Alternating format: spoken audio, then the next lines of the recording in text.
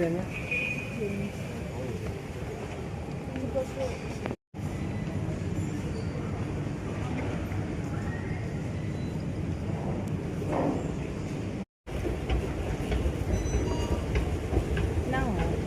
Ha?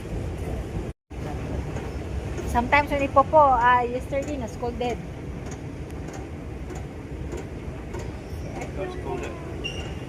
Wake up 5 o'clock la. Wake up early. So. Sometime na.